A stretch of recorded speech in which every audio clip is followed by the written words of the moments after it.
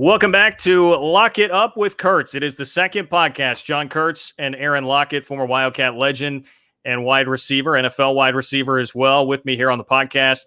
We got things rolling on episode number 1 with Tyler Lockett, as we had to, right, with Aaron, his uncle, here on the show.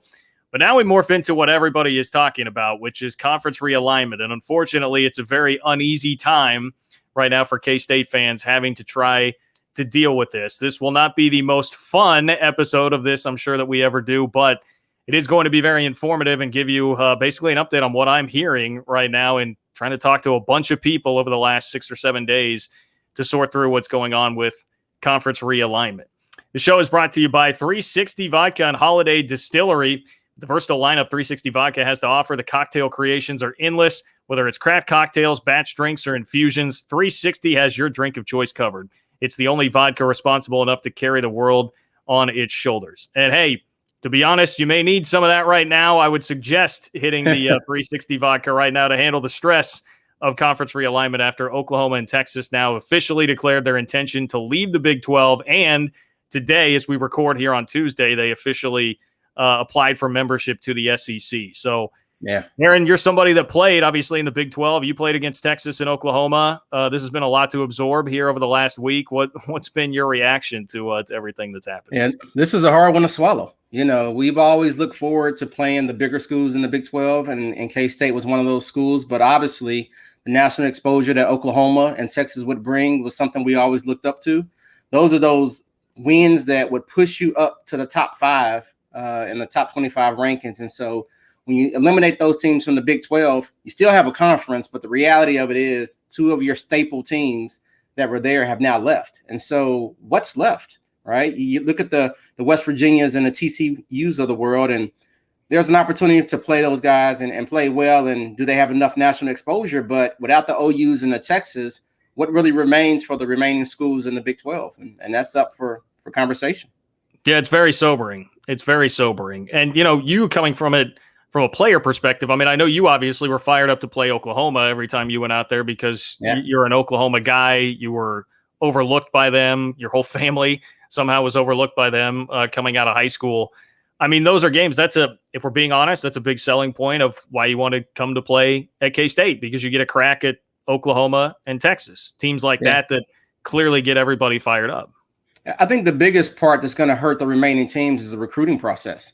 If you think about the talent that comes out of the state of Texas and Oklahoma alone, mainly Texas, though, look at all of the great legends from Kansas State. If we just look at the Bishops and the Quincy Morgans, look at the Josh Scobies, like all of these guys come from Texas and Oklahoma, and an opportunity to play your home state school was something they look forward to. Now you remove that opportunity, and so it hits your recruiting right in the back pocket, and that's going to be concerning long term. Is what do you do when you no longer get opportunity to play against so many 4 and 5 stars? Because that's what the world has come to now, right? You look at a roster of 5 stars and teams get fired up. But if it becomes just the K-States and the OSUs of the world, the reality is there's not a ton of 5 stars that go there. And so you're talking about the 3 and the 4 stars that are playing. And from a national exposure standpoint, the Big 12 already struggled to get a lot of recognition. Now it just seems to be a little bit more challenging to get that recognition going forward.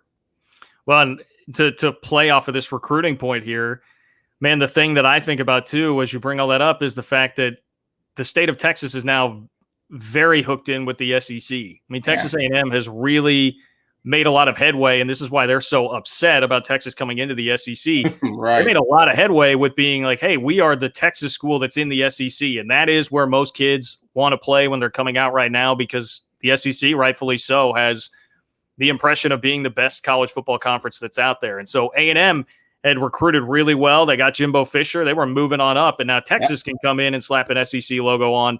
And it's not like K-State's competing regularly with Texas and Texas A&M with recruits, but what K-State is doing is trying to compete with kids that would be in the 2nd or 3rd tier there. And now if you are Ole Miss, if you are South Carolina, you can come into the state of Texas and say, hey, speaking of playing your hometown school, there you go. You can go play Texas. You can go play Texas A&M. Like, we're a conference that includes your state. Now it becomes tougher to recruit some of even the 2nd and 3rd tier kids. Well, just in the Big 12, what's your signature win, right? And so you look at the remaining teams and you try to figure out, is it beating Baylor? Is it beating Texas Tech? Like, what is the win that's going to propel you to the top 10? I'm not sure any of the remaining teams have that national exposure now to say a big win versus Iowa State puts you at the top, right? And so now you basically have to run the table. You've got to go undefeated in your conference just to get an opportunity to get into the playoffs. If they expand the playoffs, that's an opportunity there, right? So where if it's 8 teams or 10 teams, then it makes a little bit more sense. Is Texas going to be competitive in the SEC? Nah, I think they'll be subpar, right? They'll play well against the Arkansas and the Missouris, but can they compete with the LSUs and the Alabamas on a regular basis? Not yet. Maybe with Sarkisian, it changes a little bit because he has some of that SEC stigma. He comes from Alabama, where he knows now how to play in the SEC, and so maybe that helps him. But as of today, a little bit of a surprise that Texas went based on talent. But once again, they've got a following that is very appealing to any conference. Yeah, they were literally, when the Wall Street Journal evaluated the value of college football programs 2 years ago, Texas was number one ahead of everybody. So that's the value of the Horns. And I know everybody wants to hear, and we're going to get to it, I promise. What does this mean for K-State as far as what league will the Wildcats be in? But I think I want to hit on this since we're kind of down this Texas road already. I can understand and empathize with K-State fans out there who are just infuriated by Texas. I mean, I spent my entire day today. I host a daily radio show in Manhattan and was recording an interview with Ian Boyd, who is an Inside Texas. He works at Inside Texas, and he's been a guy I've talked to for a long time and like him and respect him. But he basically gave the rundown on what the Texas series of events here is, and that is that Texas feels like they've been holding this conference up the entire time based on the fact that their version of events is the Big 12 started because Oklahoma, Nebraska, you had all these brands, Colorado, that were very relevant nationally.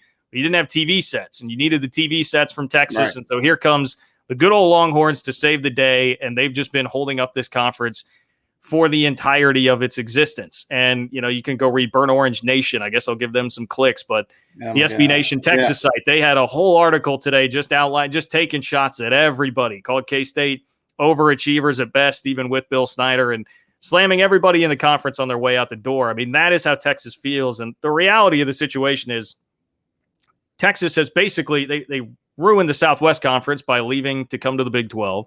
Yeah. They ruined the first iteration of the Big 12 by alienating Nebraska, Texas A&M, eventually Colorado, Missouri, that whole group that siphoned off and left. And now Texas is looking around, and you keep hearing, well, identity crisis. It's boring playing in the Big 12. We don't like playing KU and K-State. The fans don't get up for it.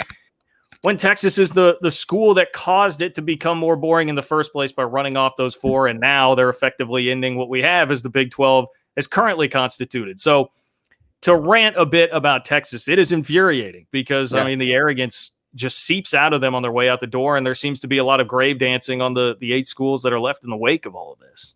Well, everything's bigger in Texas, right? And so it's just going to be interesting to see what's next for them, right? Because they're going to put themselves in a position where they have to win, right? And I just don't know how competitive they're going to be right off the bat, right? It'll be interesting to see if they can go in there and transition. But if you look at the Oklahomas, very impressed with Oklahoma, right? The recruiting tool, the 5-star kids. If you look at the quarterbacks they've brought in, right? Whether it's Kyler Murray, Baker Mayfield, now Spencer Rattler, like they've done a very good job of bringing talent to Norman. And so I think they'll be competitive. I think they've struggled against Kansas State over the last couple of years, right? They've looked at Kansas State as a game that they didn't really get up for, but for some odd reason, we've always had their number, right? We just played well against them. But obviously, Oklahoma has always put themselves in a position to be successful. So for Oklahoma, I get it, right? Going to the SEC, trying to get more exposure. But then again, we've seen some Oklahoma teams that just flat out lay the egg. And so it's going to be interesting to see if they can continuously do it week in and week out. The SEC is different. You've heard it day in and day out. Look at the Georgias and the South Carolinas and the Floridas. Like, it's just a different breed of talent that they recruit there. And it's going to be interesting to see how they compete. Yeah, look. It's weird. I mean, most of my ire has been directed toward Texas in all of this because it seems like they really led the charge, and they are, like you said, the less deserving of the two. I guess is one way to put it, to be in the SEC. Like, you feel like Oklahoma can roll in there and compete. If you want to get a little fired up today, Bob Stoops wrote an op-ed in the Oklahoman where he stood up for what Oklahoma is doing. Basically, his was in response really to Oklahoma State fans that I think are very frustrated with what is going on right now. But I mean, the state of Oklahoma, and Oklahoma as a program doesn't get quite as much of the ire, I think, from the rest of the league right now, just because it does feel like hey, they're worthy. I mean, if you're going to talk about someone that's been propping up the Big 12 for a while, it's the team that's won the league 6 years in a row, right? It's the Oklahoma Sooners, the only team that's actually made the playoff.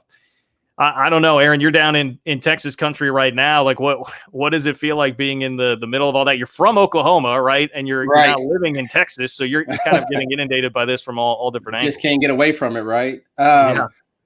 You know, down here, what you'll notice is there's always been a big rivalry between A&M and Texas. And so they've always had conversations around how do we generate that rivalry again, being in two different conferences. And so I think that A&M is like, bring Texas on. We want an opportunity to play them and show them who's the big cat here in Texas. But for the most part, I think it's crazy to believe that there's possibly one conference that's going to dominate college football. And the problem with that is they're basically monopolizing the system in the sense of you're going to have so many quote unquote good teams in the SEC that even when their fifth and sixth teams don't get in the playoff, there are not going to be a lot of people rooting for the other teams, right? And the problem with that is there's no parity now in college football if you look at it. So I thought it was always smart to have whether it's Notre Dame being independent and you have OU in Texas in the Big 12 and you've got UCLA out in the Pac-16 or that gives them an opportunity, or the Pac-12, that gives them an opportunity to have different teams join the playoffs, and people were excited about it. And so now I think SEC football just gets to be so much that I'm not sure anybody's going to really care about the other conferences as they should. Yeah, and that's where it gets interesting when we talk about the next moves here. And all right, how does that trickle down to K-State? What happens to K-State now? Because I understand. I mean, it is such a tense time for K-State fans and all fans. I don't think K-State's in too much of a different situation than the 7 other schools as well. And we'll talk about some of those options that they may have. But, man, I mean, we're talking about the future of the football program, like athletics, the university, the city of Manhattan, like the economy that runs on football here. This is a big deal. If you get left on the wrong side of this as things start moving forward, the economic impacts could be far-reaching. I mean, what's the story that everybody loves to tell about Bill Snyder and his turnaround at K-State? It's that enrollment was declining when he came in. The university was in a bad spot because sports and football in particular was in such a bad place. And when he turned it around, eventually wins 11 games, 6 times in a span of 7 years, that you were a part of. Well, now all of a sudden enrollment's back up. It's the front door into the university. Business is booming for everybody. You get left out on the wrong side of that. You're not in a power conference. You're not able to legitimately compete. I mean, we're talking about some real ramifications here. Yeah, I think most people like us are looking at it from a football standpoint. But if you start thinking about the basketball programs and you start thinking about how dominant the KUs are of the world, you look at Oklahoma State, you look at Texas Tech, you look at Baylor, like the teams that are left in the conference from a basketball standpoint are very strong, even looking from a track standpoint. And so the problem now is, once again, as you just mentioned, if you get left on the wrong side of the tracks, I'm not sure you can come back from it because it's hard enough to recruit kids that come to Kansas State already. That's just a plain fact, right? It's just not as attractive as a Houston or a college town like Tuscaloosa, just based on their winning environment. But for us, I think one thing we need to figure out is how do we get to a conference, if the Big 12 does dissolve, that allows us to be as successful as we are today. And so that's going to be the challenge for the presidents, to make sure that we have a strong enough pitch across the athletic realm to say, hey, this is why you need to add Kansas State into the mix. Yeah, there's a lot of stress and pressure on the athletic director and the president, that being Gene Taylor and Richard Myers still for now, which is an interesting element of all of this. Richard Myers has announced that he is retiring here at the end of the year. So this is going out with a bang, I guess, here. And at some point, K-State's going to have to hire a new university president. And that becomes very, very important now. And I think the process probably needs to get expedited on that front with everything that's happening and changing in the world of college athletics. And Gene Taylor's still a relatively new athletic director at the Power 5 level, but obviously has been around K-State now for 3 or 4 years.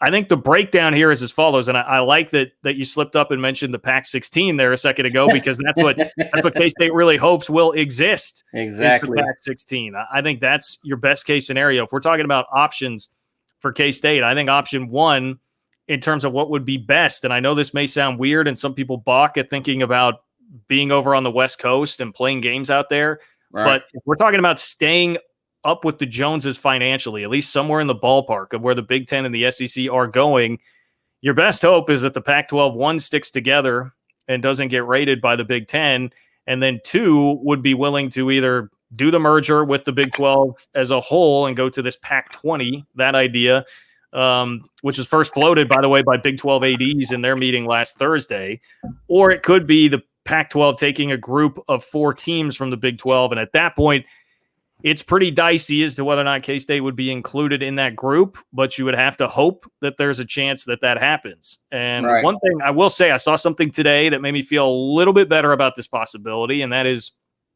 that the Big Ten was reported to be more interested and concerned with schools that have the AAU distinction in the Association of American Universities, basically just a more elite academic institution. Okay. K-State is not a part of that. The Big Ten wants schools that are a part of that, hence KU and Iowa State, which are both members of that. They're getting some attention there nationally, but Pac-12 not quite as concerned. That's better news for K-State.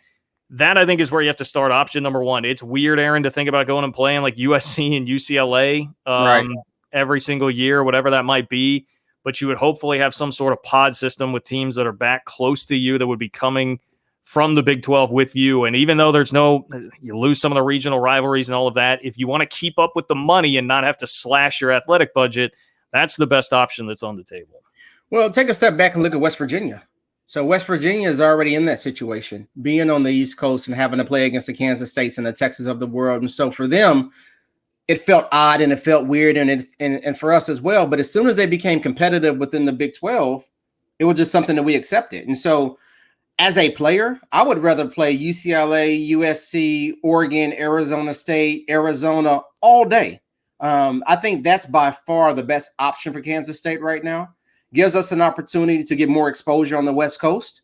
I think we're more familiar with those teams who played them in some of the bowl games. But once again, USC's tradition is top notch. They're right there with the Texas of the world. Oregon has always had a strong program, the way they're affiliated with Nike. And so for us, it's just an opportunity. Yep, it's further from Kansas. You're not going to have as many fans, but we have a strong fan base that will travel well. It'll just be a bowl game every week when we travel. Yeah. But for the most part, I think that's the most competitive advantage that we have is going out there and being competitive. I think that'll also give us an opportunity to recruit out of California. Great talent out of California. That'll be something that will be good for Kansas State. I think we fit in to the Pac-12. And so if I'm looking at options, if you don't expand the Big 12, if you don't bring a University of Houston in and a University of Tulsa or Memphis into the Big 12 that can really help stabilize it, then I think our options is to go out west and see what that looks like for us. Yeah, well, I like the point that you bring up about players being excited to go out there and play those games, because that's the bottom line, man. I mean, we can talk about UCF, Houston, Cincinnati all day, but if I'm a player, I'd be more excited to be going to the Coliseum to play. There USC. You go. I'd be more excited to be going to Autzen to play Oregon.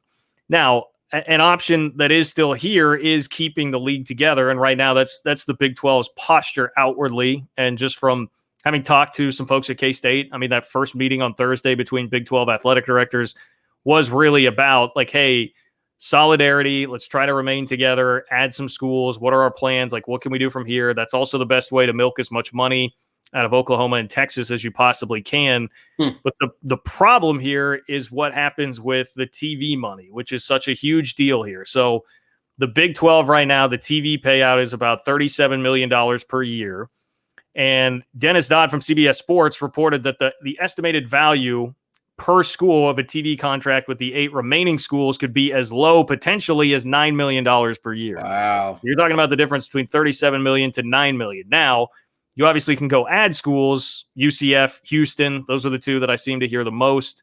They have a lot of potential there, and I think could blossom like TCU did when they were added to the Big 12. Cincinnati, obviously under Luke Fickell right now, is having some success. But it's hard to imagine. The Big 12 is optimistic, according to The Athletic, that they could get to north of $20 million per year on a TV deal by sticking together and adding some schools there. But man, if you're down at $9 million with the 8 that you already have, it's tough to see the path to getting to 20. I mean, that seems like a pretty generous estimate. And even then, you're still taking almost a 50% pay cut from what your income has been right now in the Big 12. And that's with everybody else, by the way, going up, up, and up. I mean, the Big 10 is projecting $67 million per team by 2027. So, I know a lot of people, I think even from just a regional standpoint, would say, hey, it makes more sense to stick together and go pluck teams from the American and keep the Big 12 name. But this is why I emphasize that the best case scenario here to be closest to operating at a big time level like K-State is right now would be finding some way to branch off into a rebranded Pac-12, just because there's a way better chance of having that money be at least somewhat equal. I mean, it's the financials here are pretty sobering when you break it down. Yeah, well, a 75% value decline from 36 to 9 is just not sustainable. That just won't work for Kansas State or any of the other schools. And once again, everybody's single until somebody wants to date you. And so West Virginia's in that boat, right? As they start looking at the Big East or the Big Ten and trying to figure out who wants to entertain them, the minute somebody gets an offer, they're going to take it on their own and they're going to run. And so I think that every school, ironically, is on their own right now. I think everybody would like the Big 12 to stay together, but once again, it's until somebody comes and offers you something. And so for us, I think it's smart for Kansas State to start opening up options and being public about it and try to say, hey, what options do we have to go to other conferences? Because when it's all said and done, if you don't advertise yourself to be plucked into one of these conferences, you're going to end up, you mentioned, that just doesn't work for you, right? I'm sorry, it's just not attractive for Kansas State to play Wyoming type caliber team every week. It just doesn't work. And when you go undefeated in that conference, people are going to say it's like coming from a two-way school, right? Great talent, average 35 points a game in basketball, but you didn't play anybody. And so that's the problem that Kansas State's gonna have. And so it was nice to have that national exposure when we were in the Big 8 playing against the Tommy Frazier's, and you play against the Michael Westbrooks for Colorado, and then you transition to the Big 12 in 1996, and you started playing against the OUs and the Texas of the world. But now, like I said, you don't have that signature game every year where you said, okay, regardless of who I'm playing, I'm going to get an opportunity to play a top 10 team, because per name alone, Texas is always going to be ranked in the top 15. OU is going to always be a good team. And then we had enough competition with the TCUs and the Baylors. It rotates who's better or not. But we always had 5 or 6 teams within the Big 12 that would stand in the top 25. And now I just don't want to get caught in a conference, because we already have that stigma of everybody's a walk-on, everybody's a 2 to 3 star. We're always trying hard. We barely won. And that's not the reality of Kansas State football. That's just a story they always want to tell. But we have a lot of talent that's come through there, which is why we've won as many games as we have over the last 20 plus years. Yeah, and you kind of brought this up. If it were the Mountain West, which I know is kind of the default self-deprecating joke everybody wants to make right now, if you're going to get to that point, like the money, I looked up the Mountain West TV payout. They actually were just very excited to quadruple their payout to teams at $4 million per year, as opposed to, again, the $37 million that K-State is making right now. So I know, we even had somebody call the radio show and say, hey, just go into the Mountain West and become Boise State and dominate there. But you're just talking about so much less money. It will be so much harder to recruit talent that even if you did find your way into the playoff, like, how do you even stand a chance to compete? Because, you think K-State's under-talented right now. Try and figure out what it would be if you're not playing games against big teams and your budget is that much lower, et cetera, et cetera. Like that's the problem here that you're facing. And the worst case scenario is that the Big 12 splinters off everywhere else with, yes, West Virginia to the ACC, which I think out of all the rumors that you have floating around, which are plenty, West Virginia to the ACC is the one that seems to be the most logical for a Big 12 team to go to right now. Obviously, it fits the profile with where they're at geographically. It also brings back Pitt, which is their natural rival, the backyard brawl that got broken up when they had to go to the Big 12. So there are a lot of things there that would make sense. The other thing that you see a lot of, and this is where we talk about real worst case scenarios, is KU and Iowa State to the Big 10. Yeah. They are both AAU schools, so they fit the academic profile that the Big 10 wants. The thing is, now there was a report that KU had set up a call with the Big 10. At the time, I was told that was false. It then came out a couple days later. A national reporter, Brandon Marcello from 24/7 Sports, also reiterated that it was false. I think it sounds like KU and Iowa State are trying to shoot their shot right now, so to speak, with the Big 10. But the next move for the Big 10 that they're thinking about is trying to go raid the Pac-12, take USC, make some kind of big move to correspond to Texas and Oklahoma to the SEC. So I think that's really the thing here, is it's just going to take a lot of patience. I think Kansas and Iowa State right now are just, like you said, does anybody want to date you? I mean, they're desperate. Like, just like every other school in the league, it's not like the Big Ten needs to move fast to make sure that they scoop up KU and Iowa State. they'll be there if they ever Right. decide they want them, but they're going to go after big time moves before it trickles down to that. So you have to just hope that KU and Iowa State don't wind up getting an invite to the Big Ten. But right now, I think that's very, very far away if it ever does happen on down the line. Yeah, I'm big on Kansas State putting their best foot forward right now. I don't think we can wait on the other teams. I think we've got to be selfish in some capacity to make sure there's an opportunity for us to be successful.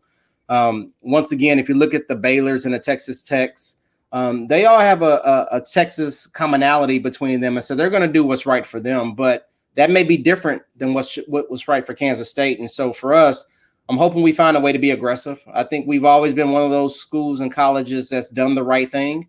I don't think we're doing anything wrong, but I think you have to shoot your shot just to make sure you understand what your opportunities are. If you wait and let it settle out, I think we'll get left behind. Yeah, and I think you're right. I think K-State and everybody in the league right now has to be looking out for their own self-interest, while at the same time trying to posture unity and togetherness and all of that, because that will still be a fallback option. But everybody's looking out for number one. K-State's no different. And look, I mean, I understand there are some disadvantages that K-State does have, not being real close to a major metro area, not being just a really recognizable brand across the country.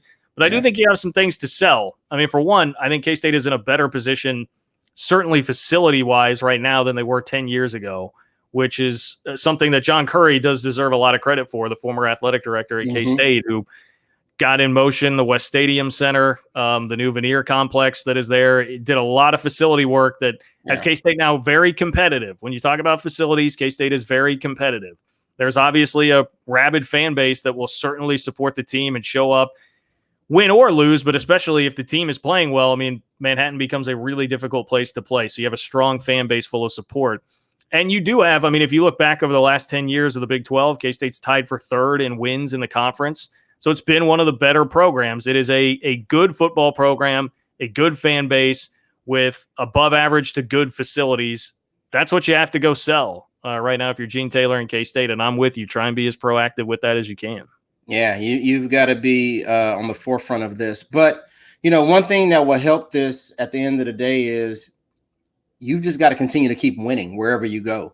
And you've got to win big, and you've got to be dominant about it. And so does that change your conference when it's all said and done? Maybe not. But if you get an opportunity to play before this settles out, then you've got to make sure that you go out there and make a statement each and every game. And so you've got to get away from being nice about, hey, we don't want to embarrass anybody. Like, you've got to go out there and showcase what you can do, because you're really advertising yourself for the next conference that's looking for you. And so I guarantee you that we're probably neck and neck with the Texas Techs and the Baylors and all of those. They don't know which way to go and who's the KU with us, and KU in football is not even a comparison. That's not even a question. KU's only hope is they look at the basketball side of the program. But if you're looking at strictly football, Iowa State's coming around. They've got a new coach. They're doing well. But as you mentioned, with Iowa being in the Big Ten, it makes sense for Iowa State just to go in the Big Ten as well. And so for us, we're the ones that's kind of left out a little bit, because we're not in Texas. We're not up in Big Ten country. And so where do we fit in, right? And so because of that, we've got to decide. Colorado, who's just a little bit west of us, went that route. And so why shouldn't we go that route as well?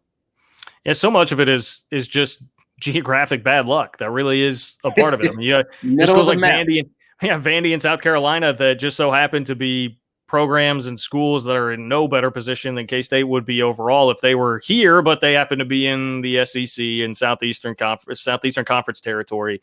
Right. But I love the point that you make too about what you can do on the football field in the coming years, because I do think this will be a long, slow drip. I think this will take a while to play out, which is not what anybody wants to hear. Like, everybody wants answers right now. But as much as you can do on the field to elevate your profile, it will help, because Iowa State, like, frankly, I mean, the Big Ten would not even be a conversation. 10 years ago, it was not a conversation, Iowa State to the Big Ten, because their football program wasn't hot. And right now it's hot because of what Matt Campbell has been doing.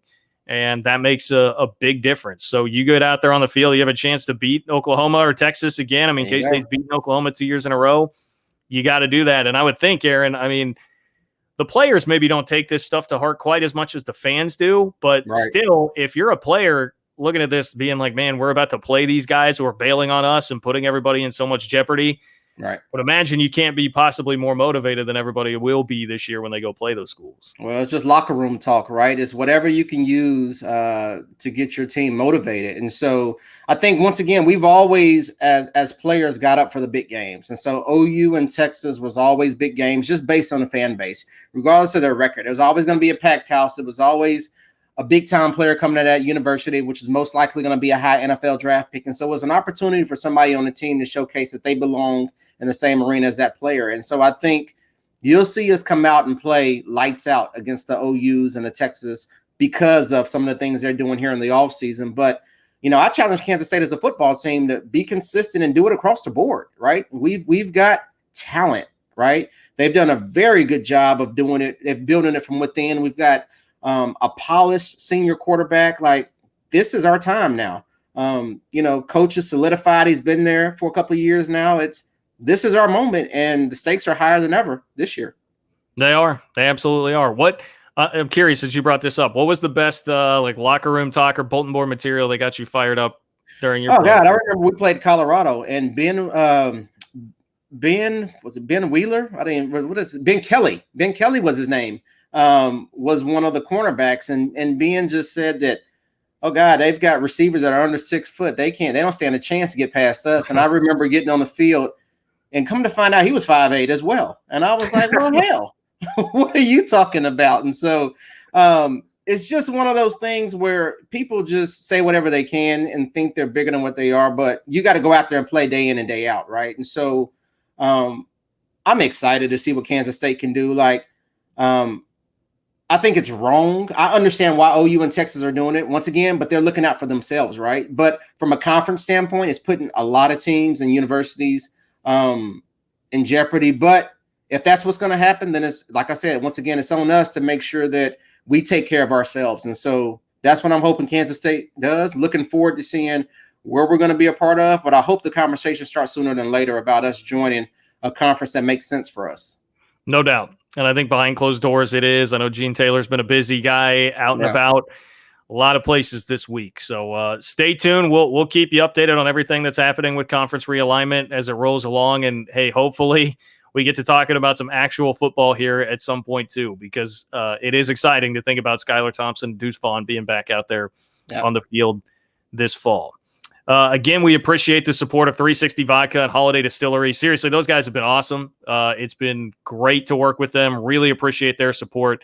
So go check out 360 Vodka, and proud sponsors here of Lock It Up with Kurtz. Episode number 2 in the books. Any final thoughts here, Aaron, before we take off? It's time for football season. All this extra talk is fun and dandy, but I want to see some football. And so I think we're getting closer to it. The Big 12 Media Day was great. Got a chance to see some of our big-time guys go out there and speak well about Kansas State. But time to put the pads on, time to make some plays, and time to get back to rooting for our Cats. Absolutely. Well, for Aaron Lockett, I'm John Kurtz. Appreciate the work, as always, of Tucker Franklin behind the scenes as well. Yep. We'll see you next time on Lock It Up with Kurtz. Take care.